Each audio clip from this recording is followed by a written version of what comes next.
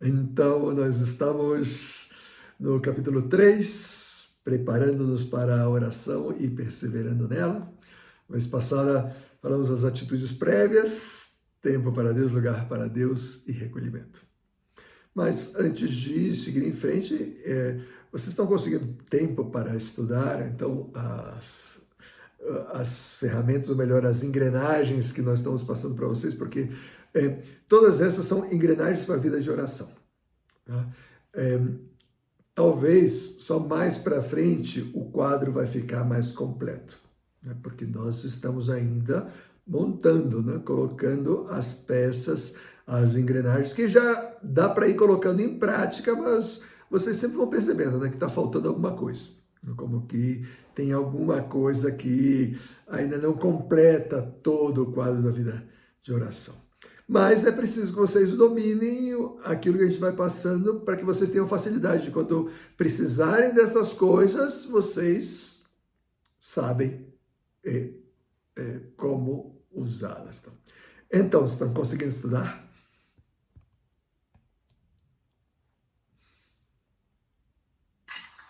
Padre, eu tenho conseguido estudar pelo menos os 2 primeiros capítulos ali, e dar uma estudada boa.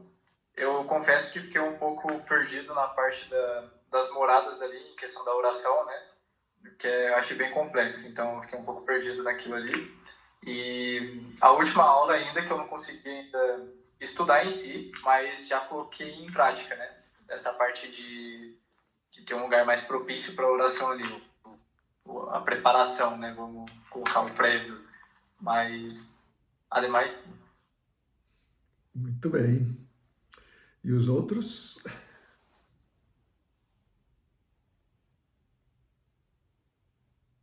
Olha, eu digo mesmo, estou conseguindo estudar só a última matéria também, que ainda não me aprofundei um pouquinho, porque a semana ficou um pouco corrida para mim, mas estou conseguindo colocar na prática também.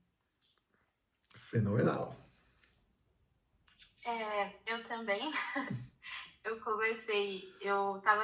Eu tive dificuldade, eu faltei acho que nos 2 últimos, né? E aí eu fui acompanhar, eu me perdi um pouco. Aí eu decidi voltar no vídeo do primeiro, refazer minhas anotações, sabe? Esclarecer algumas coisas que eu tinha, claro, e refazer algumas coisas. E aí eu fui reanotando as aulas e eu também estou nos 2, porque esses últimos eu achei meio complicado. Eu tô meio travada neles. Tá, ok. E vocês estão com alguma dúvida particular que gostaria de perguntar? Eu até tinha, sim, só que eu deixei no meu caderno que eu esqueci em São Francisco. Bom, depois... Eu anotei uma listinha, depois eu te mando. Perfeito, me manda no chat e aí eu te respondo lá no WhatsApp. Muito bem. Sim, Gabriel, essa parte das moradas, sim, é muito complicado.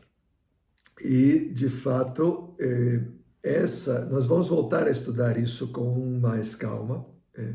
Essa primeira visão que eu passei para vocês das moradas é muito breve, porque o único objetivo de colocá-las aqui no início é que nos dê vontade de querer crescer na vida espiritual. Nos dê muita vontade, que a gente veja que existe um horizonte, uma perspectiva, que não é uma coisa de que a vida de oração é só rezar para que as coisas deem certo na minha vida. A vida de oração é rezar quando eu estou com dificuldade. Ou é só as formas de oração, né? Eu faço oração mental, eu faço oração vocal. Ou são só os estilos de oração, né? Oração de louvor, de agradecimento e tal. Porque parece uma coisa estática, no qual você, uma vez que você alcança, é só ir mantendo e pronto, né? Como se a santidade fosse isso, né? Você luta um pouquinho, daí você alcança, agora é só navegar por águas tranquilas, já sou santo, já sou santa, e tal. Não! Existe uma perspectiva de uma subida fenomenal, de coisas que nós nem imaginamos o que são.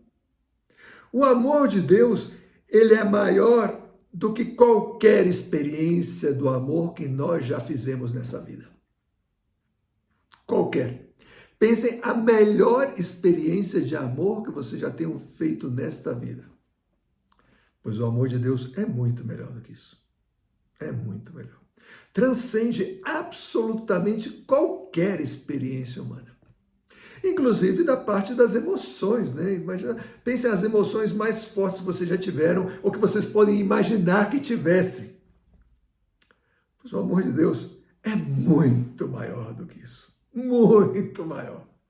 Então, quando nós falamos das moradas místicas, é para abrir os nossos horizontes, abrir o nosso desejo, que nós desejemos de verdade ter uma vida espiritual, de verdade caminhar pelo caminho da santidade, que de verdade nós desejamos como único desejo da nossa vida a Deus, que de verdade nós amemos a Deus como o único, que nós cumpramos o primeiro mandamento, né? Amar a Deus sobre todas as coisas. Sem a menor dúvida, é o mandamento mais difícil. É o mandamento mais difícil de todos. Por quê? Porque nós sempre nos deixamos levar por outros amores. Existem outros amores que nos atraem e que muitas vezes são muito mais palpáveis. O amor dos irmãos menores, por exemplo.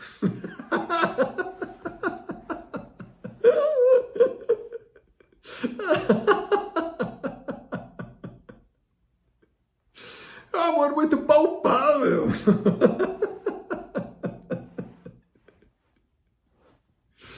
E tantos outros amores, né, que vão se cruzando nas nossas vidas e que parecem ser que realizam o nosso coração. E não. Eu estou lendo agora a biografia de Beata Concepción de Armida, é uma mulher santa mexicana, beata, vai chegar a ser santa, provavelmente vai ser doutora da igreja também, mãe de 9 filhos, ela viveu no século, entre o século 19 e 20, e ela teve umas experiências de Deus, nossa, o mais elevado que se possa pensar, né? Só que ela contando quando ela era adolescente, né? Ela, por um lado, já tinha uma vida espiritual muito avançada, mas também ela queria se casar. E ela só teve um namorado que foi com quem ela se casou. E esse namorado, enquanto ela namorava, né?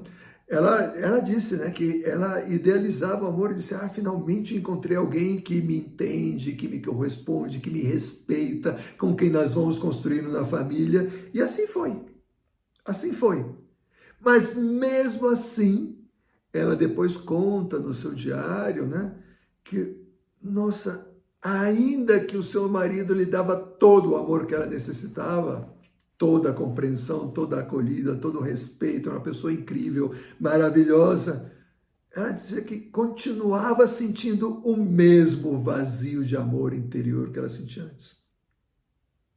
E aí ela começou a compreender que não existe amor humano capaz de saciar o coração humano. Não existe amor humano capaz de saciar o nosso coração. Por quê? Porque o nosso coração é imagem e semelhança de Deus. Ou seja, ele é voltado para o infinito. Só Deus pode saciar o nosso coração. E é o amor de Deus que nos vai ajudar a amar as pessoas como elas merecem ser amadas. Coisa também muito difícil, né? Que nós amemos as pessoas como elas merecem ser amadas. Só o amor de Deus nos pode ajudar a isso. Então, o objetivo de colocar as moradas já no início e os graus de oração aqui no início do curso é para isso, né? Não é tanto para que nós entendamos aí as 7 moradas, ou entendamos os 9 graus da oração. Não, ainda não temos os elementos, não temos as ferramentas, nós ainda estamos construindo essa base para poder conhecer isso. Mas que esse conhecimento das moradas abra os nossos horizontes, enche o nosso coração do desejo de querer ser só de Deus. Maravilha. Então, na vez passada, nós falamos então do tempo para Deus, lugar para Deus e o recolhimento. Aproveito para reforçar aqui. É impossível que nós possamos crescer na vida espiritual sem isso. É impossível. Porque é justamente o tempo para Deus, o lugar para o Deus e o recolhimento que vão criar o espaço interior para que Deus possa trabalhar no nosso coração. É Deus quem trabalha no nosso coração, não somos nós que trabalhamos. É Deus. Ele vai fazendo essa obra dentro do nosso coração, mas nós precisamos estar à sua disposição. É mais ou menos como um médico que quer fazer uma operação no seu coração, né? Você está mal, você está precisando lá de, sei lá, uma ponte de safena, ou você está precisando desentupir uma veia, uma artéria, trocar uma válvula que está funcionando bem, e você nunca vai para o hospital, pô. Como é que o médico vai te curar? Ele vai sair correndo enquanto você está lá na aula, ele vai abrir seu coração aí para poder colocar o bypass? Claro que não. Você tem que ir para a mesa de operação, você tem que tomar anestesia, você tem que ficar out por várias horas e o médico trabalhando. E você não faz absolutamente nada. Porque se você tentar fazer alguma coisa, você só atrapalha. Imagina você acordar no meio da operação. Suas costelas abertas e o coração para fora. Aí você morre mesmo, né? Ataque cardíaco. Vendo aquilo. Não, a única ajuda que você pode dar para o médico nesse momento é você não fazer nada. A obra da santidade é maioritariamente de Deus. Então, para isso nós precisamos dar tempo para Deus. E nesse tempo é Ele que está trabalhando lá no nosso coraçãozinho. É Ele que está purificando, é Ele que está arrancando o que Ele precisa arrancar, é Ele que está fortalecendo o que precisa fortalecer, é Ele que está inspirando o que precisa inspirar. E quanto mais abertos nós estivermos, mais transparentes nós sejamos, mais a graça de Deus chega e realiza essa transformação. Por isso, essas atitudes prévias que nós falamos no encontro passado são tão importantes. São tão importantes. Muitas vezes as pessoas não sabem por que elas não avançam na vida espiritual. Porque elas não têm essas atitudes. Ah, mas eu sou tão boa, eu faço caridade, eu gosto de ajudar as pessoas. Então, mas quanto tempo você dedica para Deus? Cada dia? Uns 10 minutos. Oh.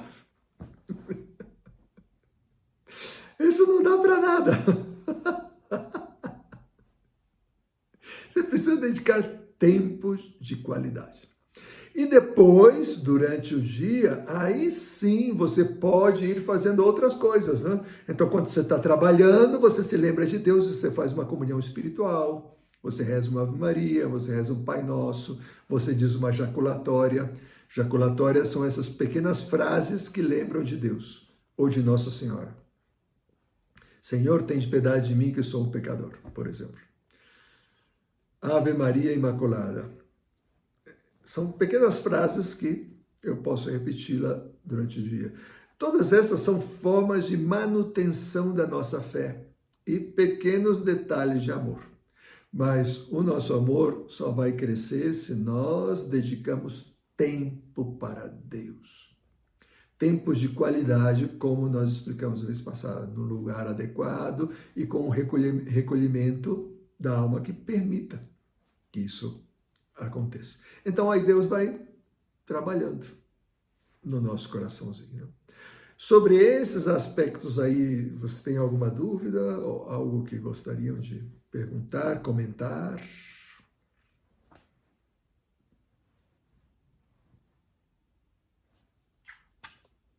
Padre, só comentar uma coisa, né? Um pouco da parte prática. Conforme o senhor foi passando essas formações, foi muito interessante esse desejo de intimidade maior com Deus, né? Então, antigamente eu tinha esse tempo com Deus. Digamos que era um tempo de qualidade, mas ainda ser lapidado, né? Para ser um tempo ainda mais frutuoso. E na última aula eu percebi bastante, né, dessa parte mais prática, que quando eu descobri essa parte do tempo de qualidade, tempo exclusivo, tempo de coração ali com Deus, ele tem sido, acredito, assim, um pouco mais difícil, né? Não sei, assim, explicar perfeitamente, assim, como isso acontece, mas esse tempo que eu tinha antes parecia que era um pouco mais frutuoso, e agora que eu entendi esse tempo real, né, com Deus, isso parece que mudou um pouco a mentalidade disso, né? De estar um pouco mais difícil. Aí entra toda aquela parte, né, de um lugar propício para oração, de não ter barulhos externos e N coisas, né? Mas era isso aí que eu queria compartilhar. Muito bom. Você colocou um aspecto que nós vamos falar mais para frente, mas eu já aproveito agora para dar um insight. Na vida espiritual, quando nós estamos no início da vida espiritual, e início não quer dizer o início no tempo, né? O início nas etapas, né? Então, se nós as primeiras moradas sempre são início da vida espiritual, né? Deus, ele nos vai dar graças, sobretudo tocando os nossos sentidos, para que nós desejemos orar, porque nós começamos a gostar da oração. Então, emoções interiores, sentimentos, alegrias, dor dos nossos pecados, desejo de estar com Ele, desfrutar de uma boa missa, de uma boa adoração, de um bom terço, de uma boa formação.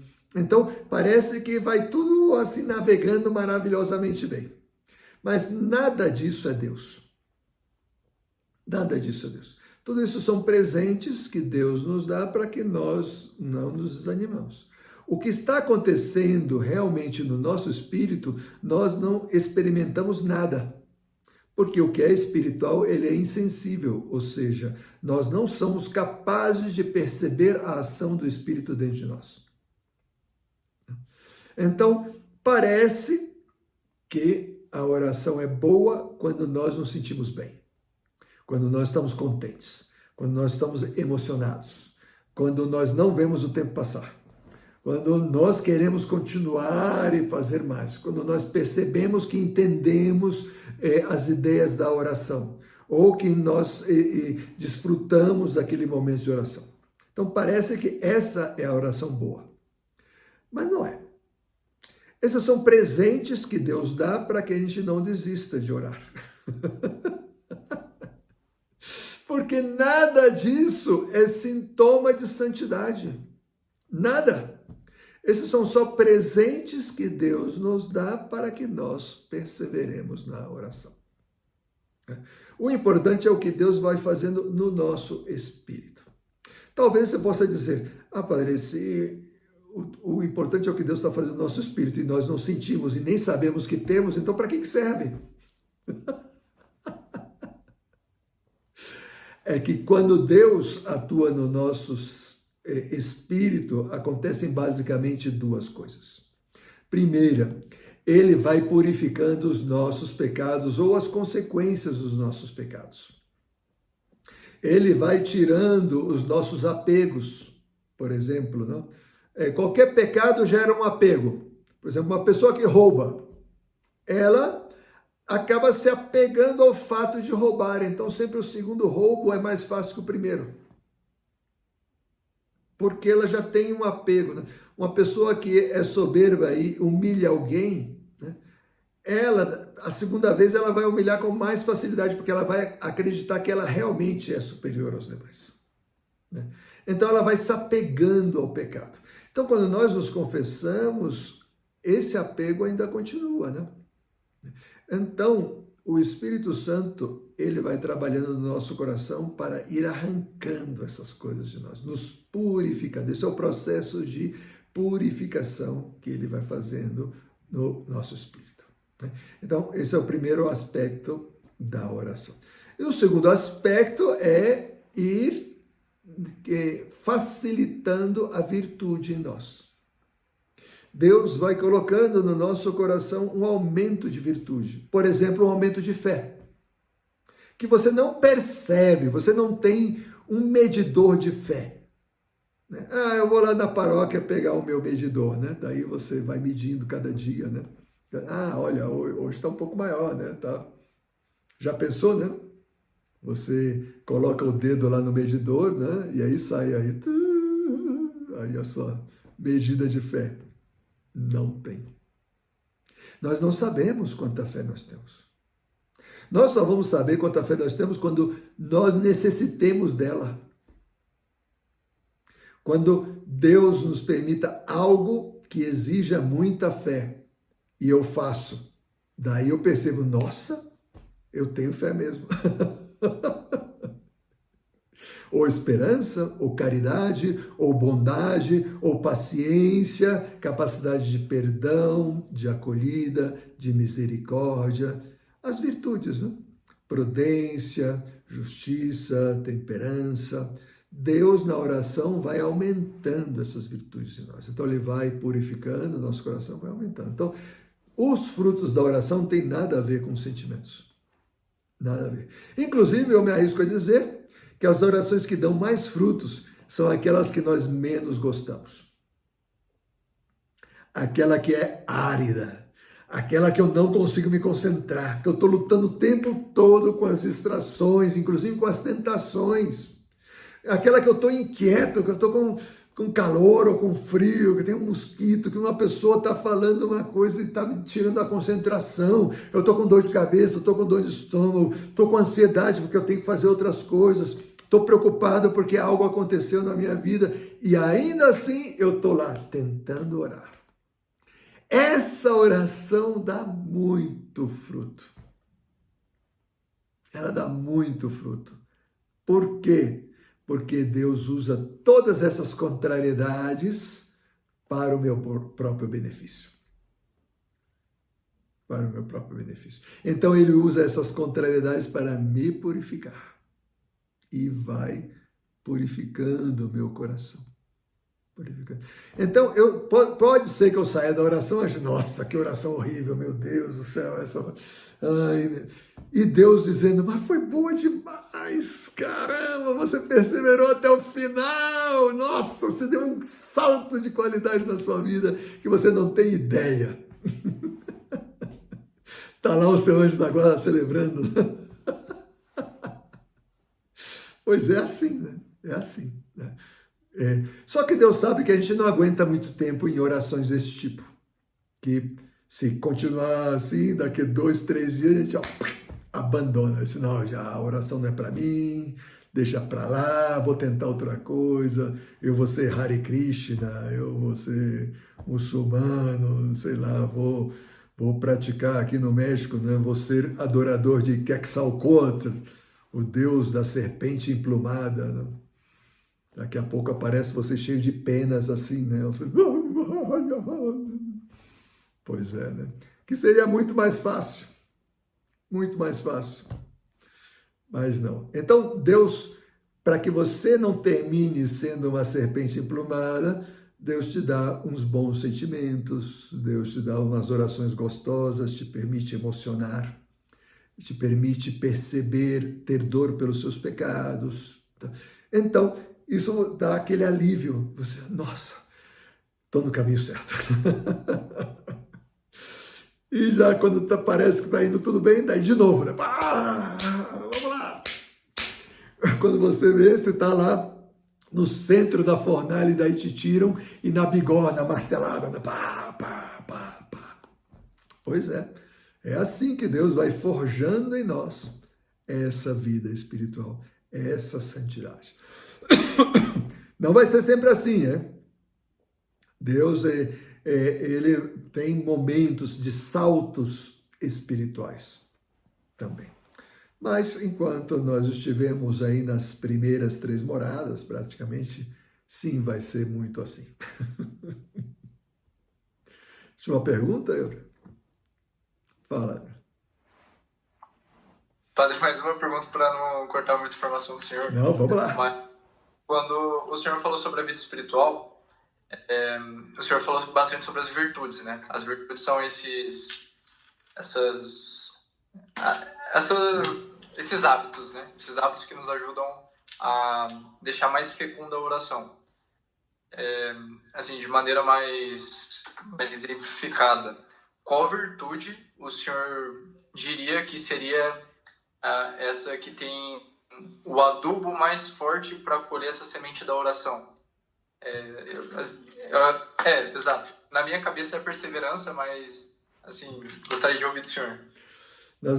A perseverança é importante, inclusive nós vamos falar hoje sobre ela, mas não é a mais importante.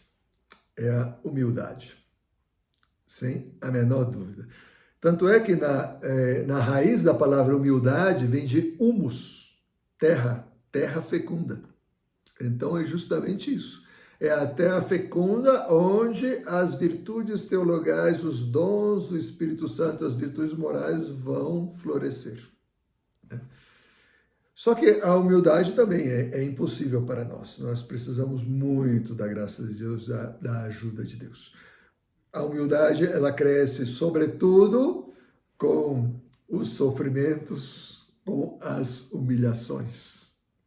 Mas nós podemos aumentar a nossa humildade com as petições, o reconhecimento das nossas misérias, ou seja, você reconhecer os próprios pecados, as próprias inclinações ao mal, as próprias limitações, reconhecer o caminho que Deus foi te conduzindo, perceber que sem Deus você não seria nada, como Ele te recolheu lá do barro, lá da sujeira, do lixo, e foi te conduzindo, e foi te limpando, e foi te levando. Tudo isso ajuda a crescer na humildade, não?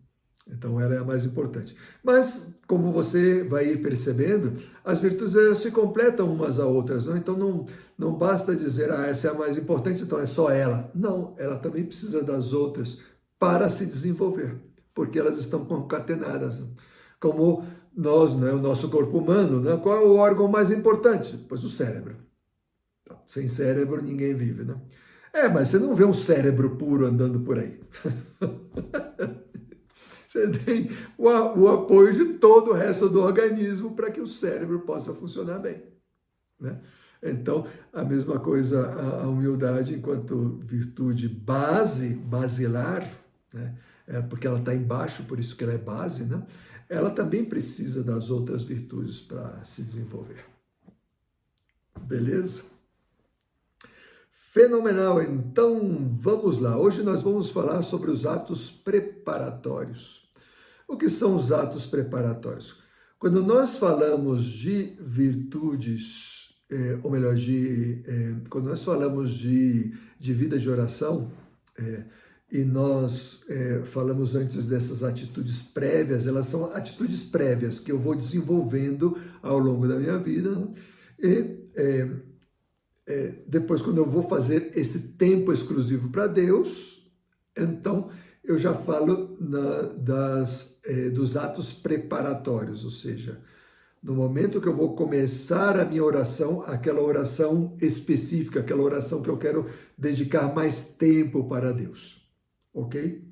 Então, esses atos preparatórios são para esse tipo de oração, porque eles exigem um pouquinho de tempo, né? Então, aquela oração que você faz muito rápida, tal, pois não tem atos preparatórios, a própria oração já é assim, né?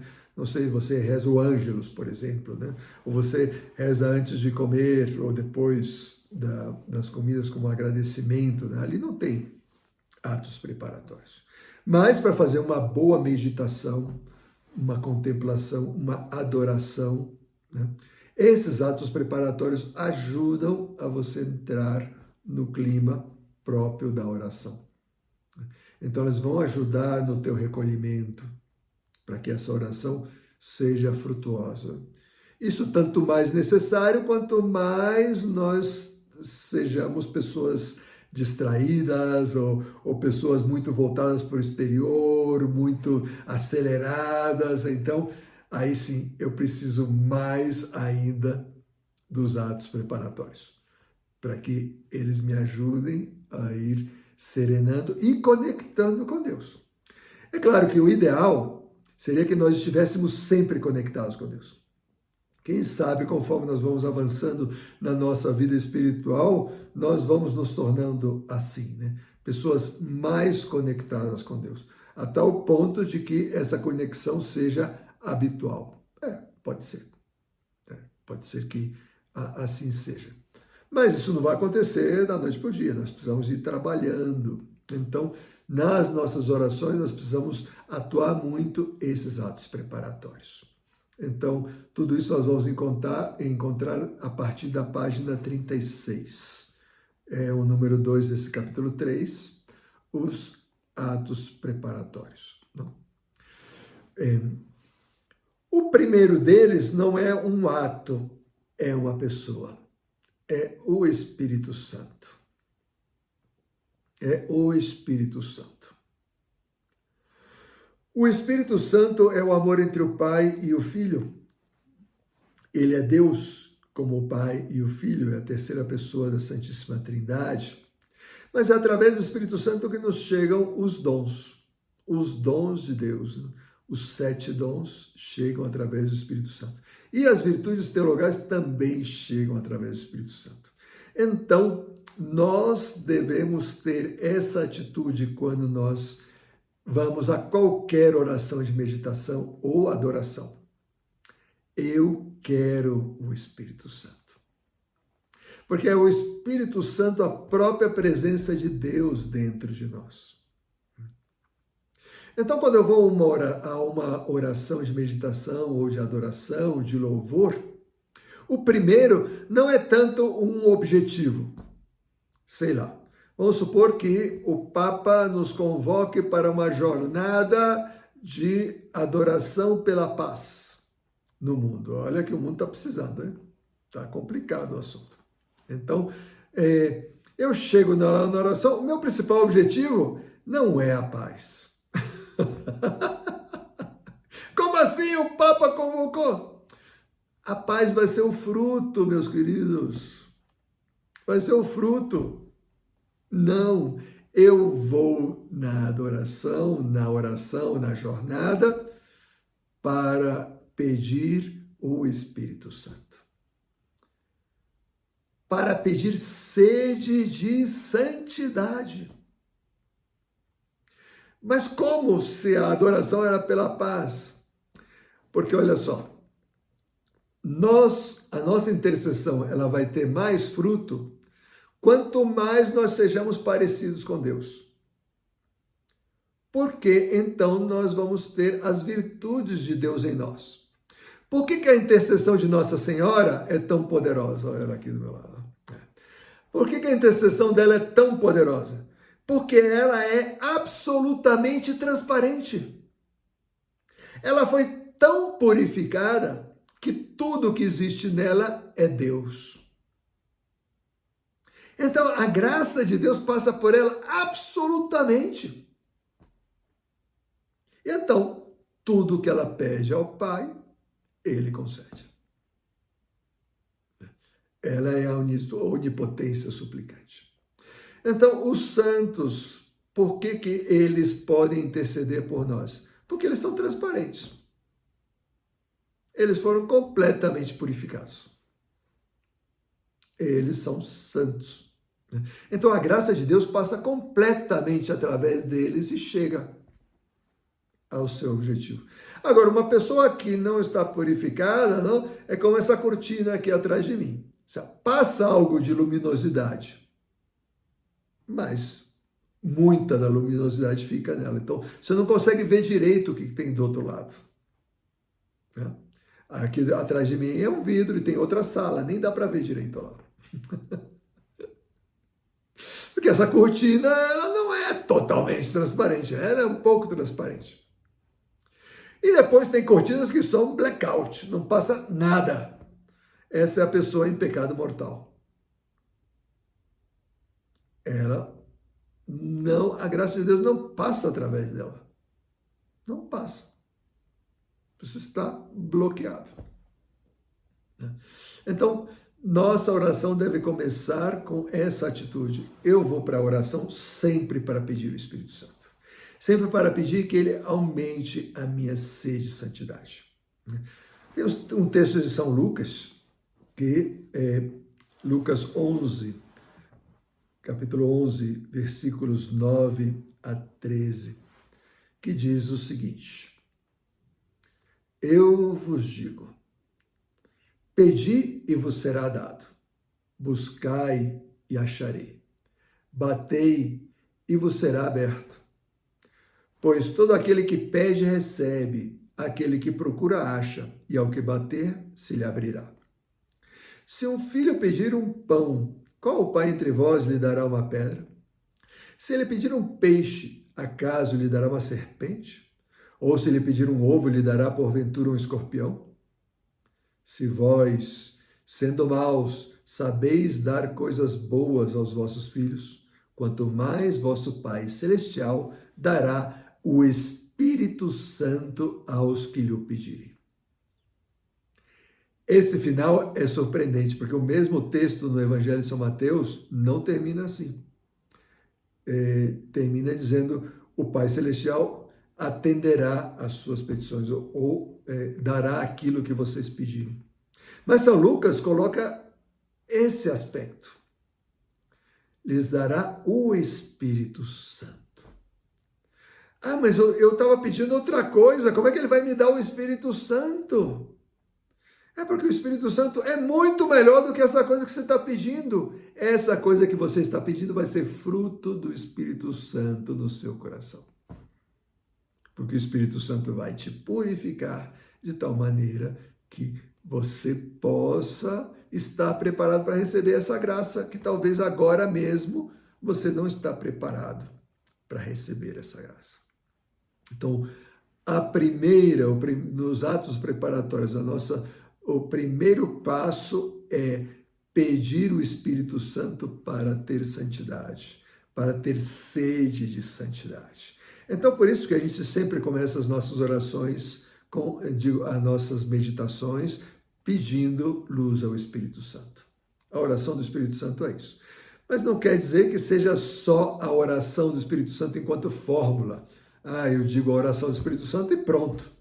Você tem que ter a atitude, a sede, o desejo. Eu quero que o Espírito Santo venha dentro de mim, ele venha habitar no meu coração. Eu desejo, eu necessito, eu quero. Senhor, por favor, envia o seu Espírito Santo. Eu não posso viver sem ele. Eu quero estar apaixonado por ele, apaixonada por ele. Eu quero que ele seja o principal objetivo da minha vida. Receber, ter o Espírito Santo no meu coração. Pensamos que venha sobre nós o Espírito Santo. Segundo, as virtudes teologais. Então, nós vamos fazer um ato de fé, um ato de esperança e um ato de amor. De que se trata esses atos? Por que a gente diz que é um ato, né? Porque não basta você pronunciar as palavras, você tem que desejar. E o desejo é um ato. Ato de que isso seja. Então eu estou confirmando com a minha inteligência. Por exemplo, o ato de fé. No ato de fé, eu estou confirmando que eu tenho fé, ao mesmo tempo que eu estou pedindo mais fé. O ato de fé é um dos atos mais simples e mais difíceis da humanidade. É simples porque para você crer em Deus, basta dizer, eu creio em Deus. Pronto. Mas também é o ato mais difícil da humanidade. Por quê? Porque você não está vendo esse Deus que você diz que você crê. Okay. Eu creio em Deus. Daí você olha para um lado, olha para o outro, olha para cima, olha para baixo, olha para trás, olha para frente, olha para dentro e não vê Deus em lugar nenhum. E não sente Deus, e não experimenta Deus, e nada. E aí você está dizendo, eu creio em Deus. Eu fico pensando, por exemplo, naqueles 3 jovens que estavam diante do rei Nabucodonosor, quando eles foram acusados de não adorar a estátua que o rei Nabucodonosor tinha mandado fazer e que todo mundo tinha que adorar. Eles eram judeus, tinham fé no Deus único e não adoraram aquela estátua. Então foram acusados e compareceram diante do rei. E o rei diz para eles: adorem a estátua. Não, nós adoramos ao Deus único, onipotente, eterno. Disse: ah, é?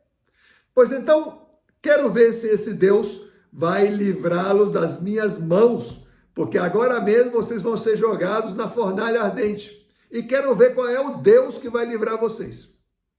E aí, Sidraque respondeu: olha, o nosso Deus é onipotente, e ele tem o poder de nos livrar das tuas mãos. Mas mesmo que ele não queira livrar-nos das suas mãos e nós tenhamos que morrer na fornalha, nós continuamos acreditando nele. Uau! Que fé! Que fé!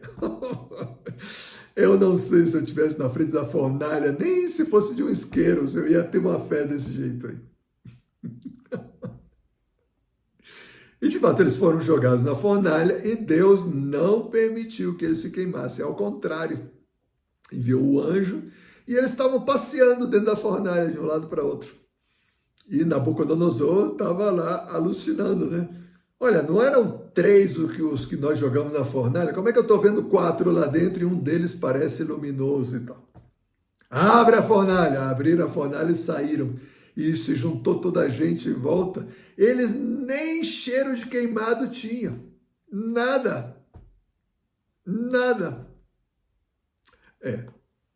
Que fé, né? Então, o ato de fé é eu manifestar isso. Não precisa falar em voz alta, é interiormente. Eu creio em ti, Senhor. Eu creio que tu estás aqui. Eu estou para começar a minha oração. Eu creio em ti, tu estás aqui. Tu estás dentro de mim pelo batismo. Eu sei que o Senhor está aqui. Eu não sinto nada, mas eu tenho certeza absoluta. O Senhor está dentro de mim. E se eu estou numa capela e que tem o Santíssimo, eu creio que o Senhor está diante de mim, dentro do sacrário ou exposto no ostensório. Eu creio, Senhor, eu tenho certeza absoluta, é o Senhor. Não acontece nada exteriormente, não saem raios, o Senhor não está levitando, não está saindo luz neon, raios lasers, nada. Não estou sentindo aqui um arrepio dentro, uma coisa, uma radiação, mas eu sei, é verdade. Eu estou diante do Deus onipotente. Esse é o meu ato de fé. Depois, fazer o ato de esperança. O que é o ato de esperança? É a certeza de que Deus vai me levar para a eternidade. É a certeza. Deus vai me levar para a eternidade, eu tenho certeza. A esperança humana é sempre um desejo, né? Ah, eu tenho esperança de ganhar a loteria. Esperança. Tenho esperança de que o Corinthians vai ser campeão alguma vez de alguma coisa. Esperança, né? Desejos assim, né? Essas esperanças não é a esperança teologal com E maiúsculo. A esperança teologal é uma certeza. É uma certeza. Ela só não aconteceu ainda. Então tenho certeza de que Deus vai me levar para a eternidade junto dele. Isso ainda não aconteceu, mas eu tenho certeza. Essa é a minha esperança. Então eu renovo a minha esperança. E a esperança também é um desejo. Senhor, eu desejo estar contigo. Já. Agora. Não quero esperar. Eu quero já. Então o ato de esperança é renovar esse desejo e essa certeza. O desejo de estar com Deus, que seja o maior desejo das nossas vidas, e a certeza de que Ele me espera na eternidade. O amor dele é real e é certo. Deus me ama. A esperança confirma isso. E, finalmente, o ato de amor, que é o ato mais importante. Os 2 anteriores preparam o ato de amor. Ou o ato de caridade, né? É mais certo dizer caridade que amor, porque a caridade é o amor por amor a Deus. Então, é um amor mais puro. mais perfeito. O ato de caridade é dizer, Senhor, eu te amo. Mas, ao mesmo tempo, reconhecer que o nosso amor é muito miserável, é muito pequeno, não chega nem aos pés do amor de Deus, é um grãozinho, é um nada em relação ao amor dele por nós, que é muito maior. Então, o ato de amor também é um desejo de querer amar, de que Deus me ajude a amar, que Deus me conduza pelos caminhos do amor. Que eu seja um amante de Deus. Então, esses 3 atos compõem as virtudes teologais, né? Então, eu estou para começar a minha oração, eu começo com meu ato de fé, meu ato de esperança, meu ato de amor. Com muita simplicidade, tá? Eu não preciso de muitas palavras, não preciso de palavras elaboradas. O que importa é o que eu realmente quero transmitir para Deus como o meu pensamento, ainda que eu não consiga transmiti-lo em palavras. Quantas vezes é um olhar para Deus, um olhar para o crucifixo. Eu estou lá com fé. Eu já estou ativando, fazendo meu ato de fé. É claro que as palavras ajudam. Se vocês não têm palavras próprias, não estão muito habituados, ou não lhe vem nenhuma, busque algum salmo que lhes ajude. Isso, pois, vai fortalecer a sua capacidade de fazer esses atos. Beleza? Depois vem a humildade. Eu coloquei aqui humildade e pobreza de coração, porque estão unidos, né?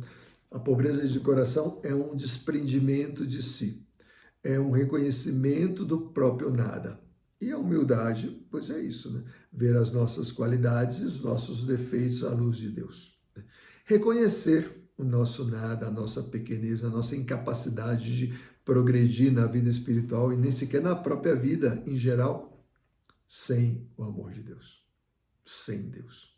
Então, eu vou recordando essas coisas e isso mesmo é um ato de humildade. Deus, Ele pode fazer mais quanto mais eu abro meu coração e permito que Ele trabalhe no nosso coração. E o último ato é o ato de pureza de intenção. De pureza de intenção.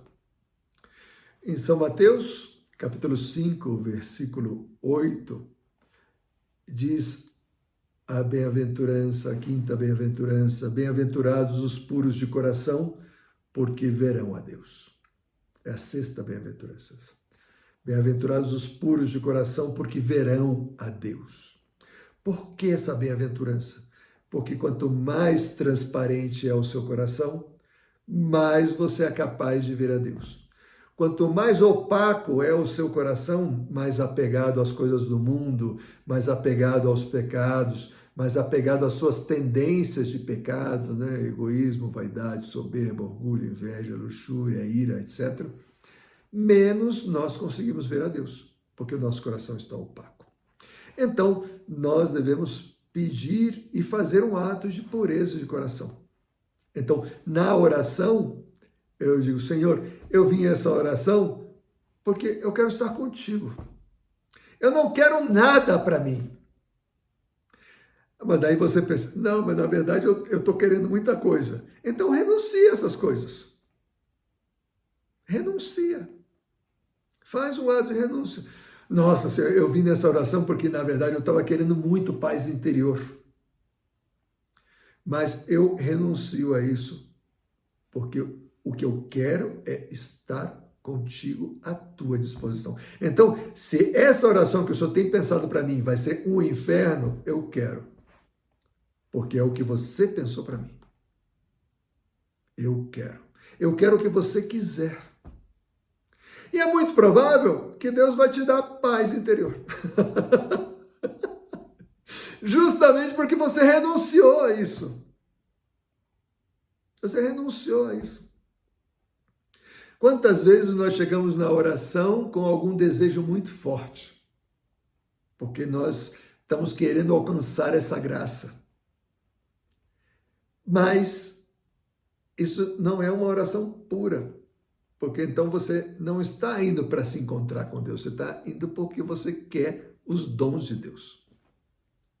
Então você renuncia a isso. Além do mais, Deus já conhece o teu coração. Ele já sabe que você está desejando isso.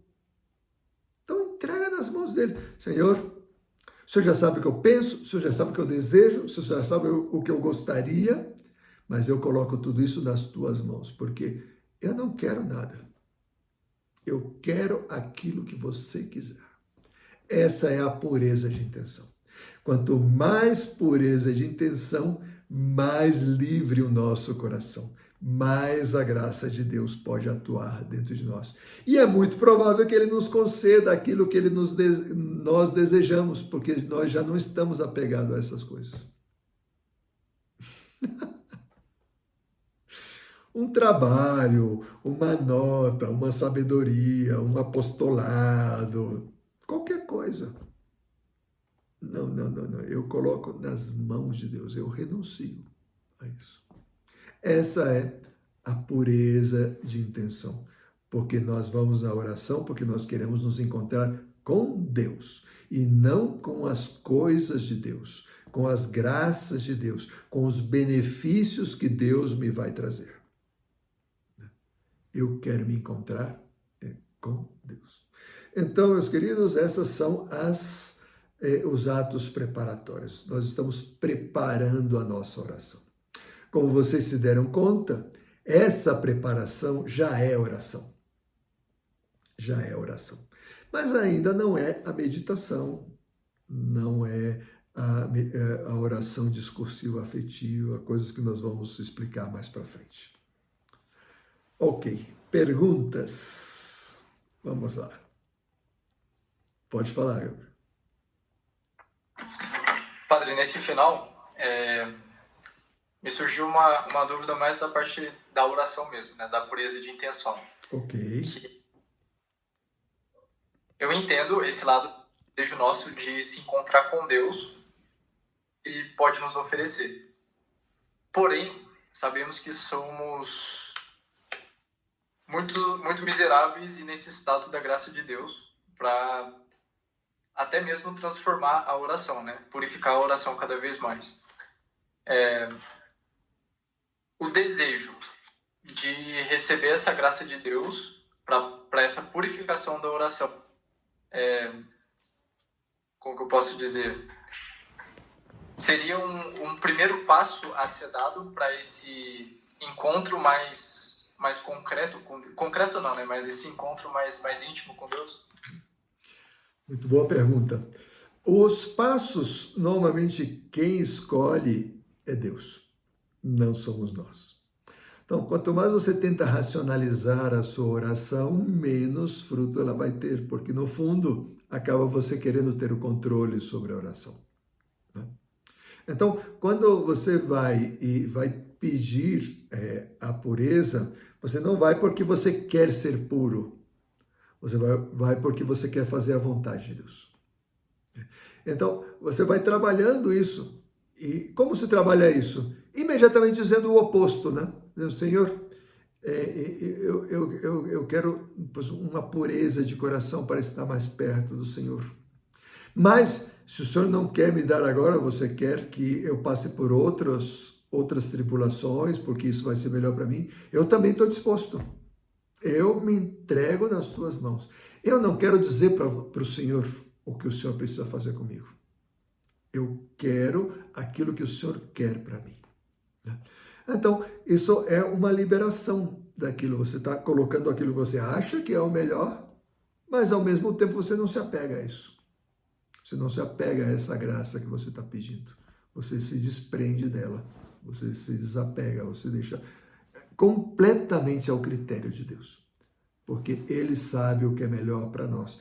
E Ele sabe que às vezes nós precisamos não alcançar aquilo que nós estamos pedindo, ainda que nós achamos que aquilo é melhor. Porque se talvez nós conseguimos aquilo, vai aumentar a nossa soberba, nosso orgulho, a nossa vaidade, a nossa inveja, o nosso egoísmo. Então, Ele prefere não dar. E isso é a vontade de Deus para nós nesse momento. Então, bendito seja Deus. Acho que o mais forte nesse sentido é o livro de Jó. A história de Jó é muito forte na Sagrada Escritura. Ele era um homem fiel, um homem de oração, um homem de profunda oração. Mas tinha muitos bens e, pois, tinha uma vida tranquila. E Deus permitiu o maior desastre na sua vida. E o que Jó disse na sua oração? Disse, Deus me deu, Deus me tirou. Bendito seja Deus. Ou seja, ele está dizendo, o mais importante é que Deus faça comigo o que Ele quiser.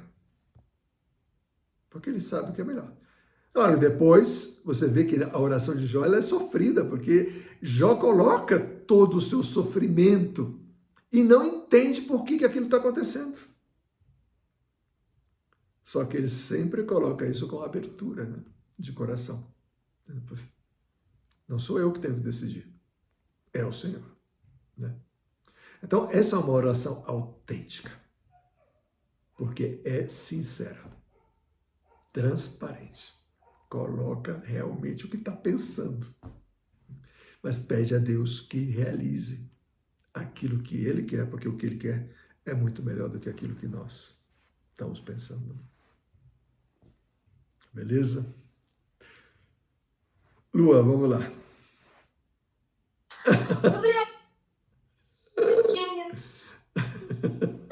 Padre, é o seguinte, estava meditando aqui, aí me veio o senhor falando que quando a gente está em pecado mortal, a gente não enxerga essas coisas e tal. E aí eu acho que Santa Teresa d'Ávila fala no livro das Moradas que de nada vale a nossa oração quando estamos em pecado mortal. Então, para que fazer? Muito boa pergunta. Ela fala isso enquanto aos méritos sobrenaturais. O que são os méritos sobrenaturais? São aqueles méritos que constroem a sua morada na eternidade. Então, na eternidade existem graus de perfeição também. Então, existem santos que estão mais perto de Deus e santos que estão um pouco menos perto de Deus. Então, Nossa Senhora é a que mais está perto de Deus, ou seja, é o máximo que se pode chegar. Ela é o top. Daí para baixo tem várias escalas. Esses santos, todos eles são plenamente felizes na eternidade. O seu coração é plenamente realizado. Mas qual a diferença entre eles então? É que os santos que estão mais perto de Deus, eles têm uma capacidade maior de amar. Uma capacidade maior. Então, entre aspas, entra mais amor de Deus dentro deles. O exemplo mais clássico que se dá é o do copo, né? Você pega um copo de 250 ml e um copo de 1 litro. Daí você derrama 1 litro dentro do copo de 1 litro, o litro inteiro fica dentro do copo. Você derrama 1 litro dentro do copo de 250 ml, só vai ficar 250 ml. Os dois copos estão cheios, só que um tem muito mais capacidade que o outro. Os méritos sobrenaturais são isso, né? Aumentam a nossa capacidade de amar. Então, quando Santa Teresa está dizendo que a nossa oração, entre aspas, é inútil, é para os méritos sobrenaturais. Só que ela é muito útil para a conversão. Por quê? Pois é através justamente dessa oração que eu vou me arrepender dos meus pecados, que eu vou obter a graça do perdão e vou conseguir outra vez estar em graça de Deus e poder adquirir os méritos. Beleza? Fenomenal. Muito bem, essa última parte, o tema da perseverança, eu vou ir mais rápido, daí vocês estudam depois na apostila, ok? Que são a perseverança, ela é a virtude que nos vai ajudar a colocar tudo isso em prática. Porque não adianta eu ter boa intenção e não colocar em prática, ou não continuar colocando em prática. A oração, ela vai ter frutos de santidade na continuidade. Na continuidade. Então, nós precisamos perseverar na nossa vida de oração. Se nós só fazemos oração quando nós nos sentimos bem, então nós não estamos perseverando. Então, o fruto, ele é assim, eu estou começando a crescer, daí eu abandono a oração, daí eu decaio. Outra vez tive uma graça de Deus, suba. Eu fico oscilando mais ou menos no mesmo lugar. Agora, se eu persevero, eu vou assim, ó. Até eu posso ter uma queda, mas sempre vai ser uma quedinha. Daí, sobe mais, cai um pouco, aí subo mais, cai um pouco, subo mais. Nós vamos falar, então, sobre os obstáculos e depois sobre as motivações. Obstáculos para a vida de oração. Esses são argumentos que provavelmente vocês têm ou vocês já escutaram por aí. Então, é bom nós sabermos que eles existem, primeiro, para poder ajudar as pessoas que vêm com esses obstáculos. E segundo, para nós mesmos, quando esse obstáculo se apresentar na nossa vida, nós sabemos, é um obstáculo, eu preciso superá-lo. Ok? Primeiro obstáculo, primeiríssimo na lista, o top obstáculos do mundo de hoje, que você escuta todo mundo dizendo isso, não tenho tempo. Não tenho tempo para rezar. Não, pai, eu sou uma pessoa muito ocupada. Nossa, eu estou fazendo vestibular. Nossa, eu trabalho e estudo. Nossa, a minha família depende de mim. Eu tenho 5 filhos, eu não consigo. Eu sou o CEO da minha empresa, eu trabalho muito, eu viajo para cá e para lá, eu estou em muitas reuniões, eu faço muito apostolado. Nossa, eu tenho muitas pessoas que dependem de mim. Eu sou um pregador, eu sou um formador e não tenho tempo para rezar. Nossa, apenas chegar, como alguma coisa, durmo, outro dia já estou lá e tal. Pois é. Esse é um dos argumentos mais fortes hoje em dia. Né? E alguns dizem, não, se eu tivesse um dia com 25 horas, eu dedicaria 1 hora inteira para Deus. Mentira, pô. Você vai dedicar essa hora para as suas coisas outra vez. Então, quando a pessoa diz que ela não tem tempo, no fundo, ela está dizendo que ela não confia em Deus. Ela não confia em Deus. Porque tempo é questão de prioridade. Quer dizer que as outras coisas têm prioridade em relação a Deus. Não, é que se eu não faço isso, ninguém vai fazer. Então, de repente, você fica doente e alguém faz por você. Pô. A doença, muitas vezes, demonstra a fragilidade desse argumento de não tenho tempo. Quando você fica doente, você descobre que você tem um montão de tempo. Só que você não queria usar, né? Porque ou você tem obsessões, né? Ou você tem apegos, ou você tem vícios que você não consegue deixar. Né? E isso ocupa o seu tempo com outras coisas. Né? Eu preciso tirar esse bloqueio psicológico. Quer dizer, eu quero dar tempo a Deus e Deus vai me ajudar nas minhas coisas. Eu quero dar tempo a Deus, Deus vai me ajudar nas suas coisas, nas minhas coisas. Segundo argumento, segundo obstáculo, né? É mais importante agir do que ficar rezando. É mais importante agir do que ficar rezando. Nossa, esse obstáculo é escutado tantas vezes, sobretudo quando se fala de as ordens ou congregações que são de vida de oração. As freiras de clausura, por exemplo, os freis de clausura, dizem, mas o que esses caras fazem? O que essas mulheres fazem? Não fazem nada, ficam aí rezando, pô.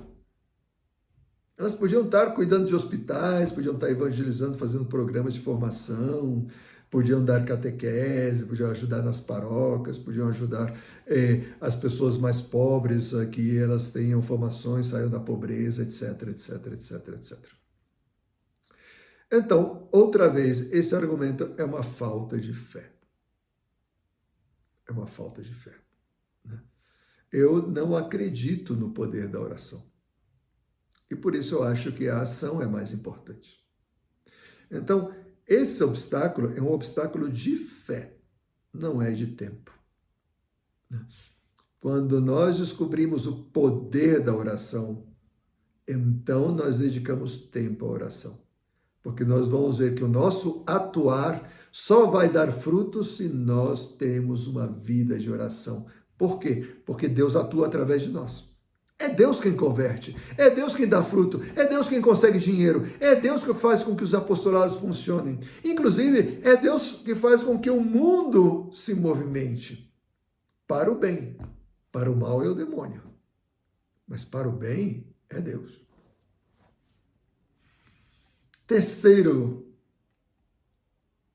argumento. Eu não avanço na vida espiritual. Então, para que continuar insistindo em rezar?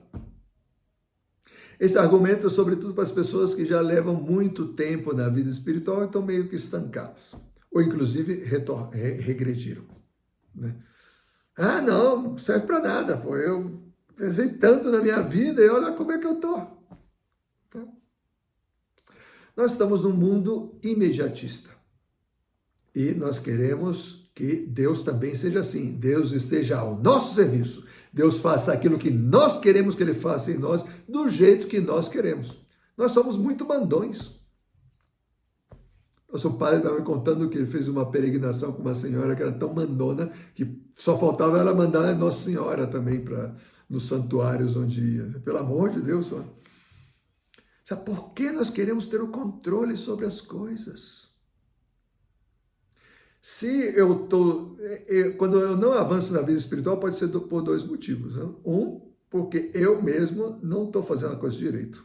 Eu digo que me entrego, mas não me entrego. Digo que dedico tempo, mas não dedico tempo.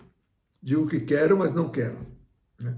Então eu sou tíbio, eu não busco fazer o bem, não busco mudar. Não busco confiar em Deus, não dedico tempo para isso. O segundo motivo é que talvez Deus está me purificando, só que eu ainda não estou percebendo o fruto dessa purificação. Deus está trabalhando, mas ainda não me mostrou o resultado. Isso acontece muitas vezes, quanto mais soberba e vaidosa é a pessoa, mais se nota isso. Porque a pessoa, ela quer ter o controle. E se Deus faz com que ela avance imediatamente, fortalece a soberba dela, fortalece a vaidade dela, porque ela acha que foi porque ela conseguiu. Pô. Nossa, eu sou santo, eu sou santa mesmo, olha só o que eu consegui. Você não conseguiu nada, foi tudo fruto de Deus. Então, muitas vezes, Deus permite que a pessoa não avance enquanto Ele está realizando aquela purificação lá dentro. E a pessoa parece que está lá marcando passo, não vai para lugar nenhum. Quarto, existem métodos que dão melhor resultados na vida. Isso, sobretudo, as pessoas que são muito cientificistas. Não? Então, o mindfulness, meditação transcendental, yoga, psicologia do pensamento positivo, treinamentos, coaching, cursos de autoajuda. Nossa! Isso dá muito melhor resultado, não sei o que. Encontrei várias pessoas muito entusiastas dessas coisas e tal. Elas até podem te ajudar a avançar em algum aspecto da sua vida. Mas nunca vão te ajudar a avançar na vida sobrenatural. Nunca! Nunca! Você pode avançar humanamente. Se sentir bem, se realizar, conseguir certos objetivos, controle mental, paz interior, melhor inteligência emocional, beleza. Mas a oração não é isso. A oração é realização da sua missão de vida, nessa vida e na eternidade. Então, a oração está orientada para o infinito, para o eterno, para o sobrenatural. Então, esses métodos são para o interno, para o que é neste mundo, nesta vida. Muito cuidado com aqueles métodos que incluem filosofias de fundo. Por exemplo, métodos que são materialistas, do tipo, Deus não existe. O que existe é aqui na Terra, é a nossa felicidade. Então, ou que inclui outra fé em outra coisa. A yoga, por exemplo, não? Tem a yoga como exercício, mas a yoga é uma religião. Ela é uma fé no som criador do universo.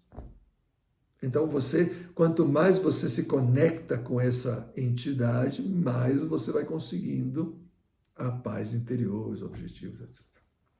Quinto argumento. A oração é para os fracos, incompatível com o homem científico e ilustrado do século XXI. Isso não é o caso de vocês, mas provavelmente vocês vão, sobretudo nas universidades, encontrar professores assim, né? Pessoas que pensam assim, né? Nossa, oração é demonstração de fragilidade. Oração é demonstração de que você é um inútil. Que a oração, inclusive, te impede de crescer como pessoa. É uma espécie de bengala, como dizia Karl Marx, né? É o ópio do povo. Ópio, uma droga. Hoje em dia, Karl Marx diria, é a cocaína do povo, né? É o crack do povo. Por que isso, né? Eles acreditam que realmente o desenvolvimento das pessoas é a dialética, a política, a ciência, o domínio sobre as situações, a democracia, colocar-se de acordo, as instituições sociais. Tudo isso é só aqui para essa terra. É miseravelmente baixo em relação à oração, que te eleva à eternidade. Transcende essas coisas. A oração te faz forte. A oração te fortalece. É o oposto do que eles dizem.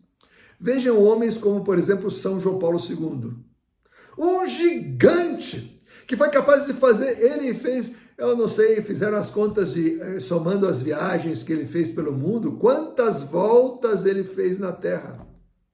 Impressionante. E foi em países que ele foi perseguido, que tinha ameaça, inclusive atentados, tentaram matar ele. Na Praça de São Pedro. Ele foi na Nicarágua, cortaram os microfones dele, colocaram o som de políticos de fundo para tentar fazer com que ninguém escutasse o que ele estava falando. Né? Quando ele foi no Chile, teve piquetes de estudantes, briga nas ruas, Mas ele foi. Ele foi no sul da Itália, na Sicília, e falou contra a máfia. E imediatamente no seguinte colocaram 2 bombas em 2 igrejas em Roma. Para mostrar, e o Papa não tinha medo. Por quê? Porque é um homem de oração, um homem forte. Então, a oração, ela não nos faz fraco, ela nos faz fortes, inclusive neste mundo. Sexto argumento, tenho vergonha da oração. Porque a opinião dominante é que a oração é para os fracos, a oração é isso, a oração é aquilo, etc, etc, etc. Então, ela no fundo, esse é uma versão mitigada do argumento anterior, então nem vamos aprofundar muito nisso. Não? Eu tenho que ser consciente do fruto do poder da oração, então não estou nem aí com as opiniões. E o 7º argumento é também muito comum, não tenho vontade de rezar. Não tenho vontade de rezar. Quantas vezes eu escutei isso das pessoas? Né? Não, eu rezo quando eu sinto no meu coração, porque então a minha oração é autêntica. Quando eu não sinto, não, eu não rezo, porque senão eu vou estar sendo hipócrita. Eu vou estar fazendo algo que não é o que eu estou sentindo. Eu não sinto que eu tenho que rezar. Não, isso não é verdade. A oração, ela é para o seu crescimento espiritual. Não é para que você se sinta bem. Não é para que você se sinta bem. É para que você cresça. Você se desenvolva. Né? Mas eu faço oração para me sentir bem. Então, você se equivocou. O objetivo da oração é o seu crescimento, o seu desenvolvimento, a sua relação com Deus, para que Deus possa fazer em você o que Ele quer. Né? e não que você obtenha os seus sentimentos, os seus desejos, os seus planos de vida, etc. Tudo bom, Ana? Fenomenal!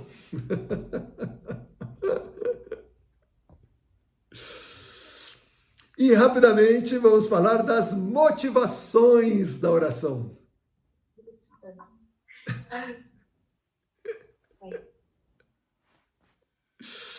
As motivações da oração. Quais são as motivações para que nós, ou seja, nós falamos dos obstáculos porque esses obstáculos ou vão falar para nós ou um dia nós vamos pensar neles. O demônio vai falar, então nós precisamos estar atentos para poder superá-los. As motivações são, nós devemos buscar essas motivações, quando nós não tenhamos vontade de rezar, quando nós estamos com vontade de chutar o balde, de abandonar tudo, então eu volto nessas motivações para perseverar. Primeiro, nós estamos crescendo sem parar se continuamos orando. Nós estaremos crescendo sem parar se nós continuamos orando. Independente se nós percebemos ou não percebemos o fruto da oração. Ai, que eu não sinto nada, eu não percebo que eu estou melhorando e tal. Não importa, você está crescendo. Porque o próprio fato de estar orando quer dizer que você está se desenvolvendo na oração. Então, essa é a primeira motivação, pensar sempre que nós estamos crescendo. Segunda motivação, Deus está no meu coração. Não é que um dia Deus vai estar no meu coração. Não, Ele já está. Quando você está em oração, Ele está no seu coração. Mas eu não percebo, mas Ele está, porque se Deus não estivesse, você não estaria orando. Você não estaria orando. Mas a minha oração está sendo tão fria. Porque Deus está permitindo. Mas Ele está no seu coração. Como eu posso ter certeza? Porque se Ele não estivesse, você não oraria. Você estaria fazendo outra coisa. Não estaria em oração. Isso você pode ter certeza.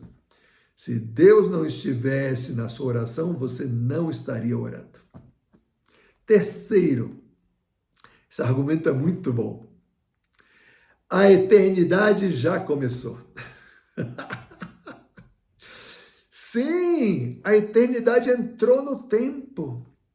Nós estamos numa espécie de fronteira entre este mundo e a eternidade. A eternidade já está aqui. Porque Deus é a eternidade. Se Deus está no meu coração, eu já estou em parte na eternidade. Já está acontecendo aquilo que eu desejo que aconteça. Só não estou percebendo. Não estou percebendo. Quarto argumento. Deus está no controle. Com isso nós terminamos. Deus tem o controle. Eu nem sei direito o que eu estou orando, não sei como é que eu estou fazendo, eu não sei o que fazer e tal. Tranquilo, tranquila. Deus está no controle. É Ele que tem que saber o que Ele quer fazer, não você. Então, Ele objetivamente está no controle. Ele está fazendo aquilo que você desejaria, só que você não sabe que Ele está fazendo. Você não está percebendo, você não está sentindo. Inclusive, você está sentindo o oposto. Tem problema. Se lembre sempre, Ele está no controle. Então, essas são motivações que podem lhe ajudar a continuar, a perseverar, porque a perseverança é fundamental. Uma vez que nós começamos, não deixemos nunca mais. Nunca mais. E aí Deus vai ir fazendo todas essas maravilhas que nós vimos e sonhamos que um dia Ele vai fazer em nós. Perguntas?